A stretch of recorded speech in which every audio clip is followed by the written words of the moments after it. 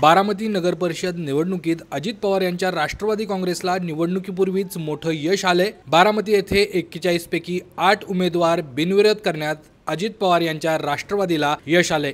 किशोर मासाळ, अभिजित जाधव, अनुप्रिता डांगे, धनश्री बांदल, श्वेता नाळे, शर्मिला ढवाण, अश्विनी सातव, अफरीन बागवान या उमेदवारांची बारामती नगर परिषदेवर बिनविरोध वर्णी लागली आहे। अनुप्रिता डांगे यांच्या विरोधातील उमेदवाराचा अर्ज छाननीमध्ये बाद झालेला। अशातच उमेदवारी अर्ज मागे घेण्याच्या शेवटच्या दिवशी बारामतीत वेगवान घडामोडी घडल्या। एका दिवसात उमेदवारांना बिनविरोध करण्यात राष्ट्रवादी काँग्रेसला यश मिळाले। प्रभाग क्रमांक 5 मध्ये राष्ट्रवादी शरद पवार गटाच्या उमेदवाराने उमेदवारी अर्ज मागे घेतल्याने राष्ट्रवादी अजित पवार गटाचे किशोर मासाळ बिनविरोध झालेत। नगर परिषदेच्या निवडणुकीत 77 उमेदवारांनी अर्ज माघारी घेतले असून नगराध्यक्ष पदासाठी उभा असलेल्या 2 सदस्यांनी माघार घेतली आहे। यशाची सुरुवात आहे आणि अजितदादांच्या बारामतीच्या विकासाच्या पॅटर्नवर नागरिकांनी केलेले शिक्कामोर्तब आहे असं मी मानतो। वास्तविक पाहता बारामतीचे सर्वच राष्ट्रवादीचे उमेदवार बिनविरोध व्हायला पाहिजे अशी माझी अपेक्षा होती आणि आहे। कारण का की बारामतीला दादांनी देशाच्या नकाशावर विकासाचा रोल मॉडेल म्हणून पोचवला आहे आणि सगळे बारामतीकरांना मान्य आहे। तर परंतु काय आहे की प्रत्येकाला कुणाला त्या ठिकाणी आपण नगरसेवक म्हणून उभा राहावं। जवळजवळ 450 अर्ज होते, 41 उमेदवार होते।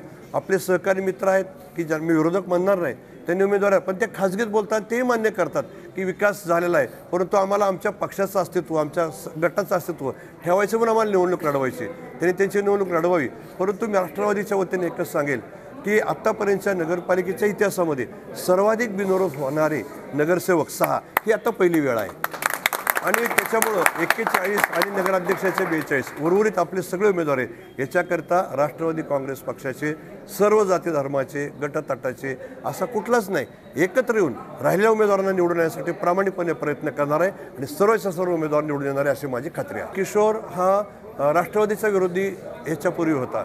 मी किशोरच्या कामाची पद्धत पाहायचो आणि मला असं वाटायचं की किशोर हा अजितदादांच्या बरोबर असला पाहिजे, पण मी किशोरला प्रयत्न केले। वास्तविक पाहता अजितदादांनी मला सांगितलं की किशोरला तुम्ही आपल्याकडे घ्या, त्याला आपण कॉप करू आणि विड्रॉल करायला लावा, परंतु आणि त्याला त्याच्या मिसेसचा फॉर्म त्या ठिकाणी काढायला लावा।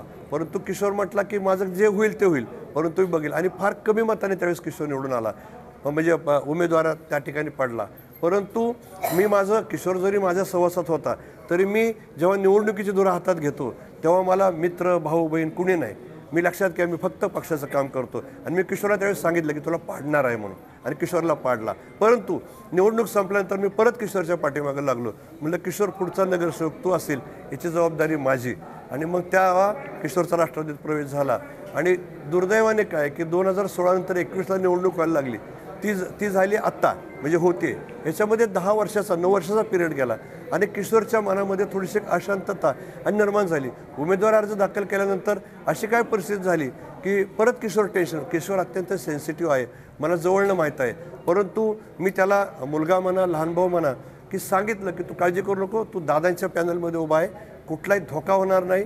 अंतर्गत कुणी करायचा प्रयत्न केला तरी आपण सक्षम आहोत आणि ते सक्षमपणाचं उदाहरण आज किशोर बिनविरोध झाला म्हणून तो भाऊ झाला, बाकी काय नाही। बिनविरोध निवडूनमध्ये पहिल्यांदा आपल्या तांबे डांगे ताई आहेत प्रभाग नंबर 2 मधून, त्याच्यानंतर 18 मधून अश्विनीताई सातव या बिनविरोध निवडून आलेल्या आहेत, त्याच्यानंतर शर्मिलाताई ढवाण या बिनविरोध निवडलेल्या आहेत, त्याच्यानंतर आपल्याला बघितलं की अभिजित जाधव म्हणजे उर्फ बाळासाहेब हे बिनविरोध निवडून आलेले आहेत, त्याच्यानंतर किशोर मासाळ बिनविरोध निवडून आलेले आहेत। हे जवळजवळ 6 आणि बांदलताई आपल्या आमचे युवकचे अध्यक्ष त्यांच्या मिसेस हे बिनविरोध निवडून आले आहेत। हे 6 बिनविरोध आत्ता प्राथमिक स्तरावर आहेत। वास्तविक पाहता हा आकडा 10वर जायला पाहिजे होता, परंतु काय आपल्याच मंडळीने त्याच्यामध्ये थोडंसं उद्योग केल्यामुळं आम्हाला थोडासा ब्रेक बसला, परंतु त्याच्यामध्ये पुढं कसं जायचं हे आम्ही ठरवणार आहोत।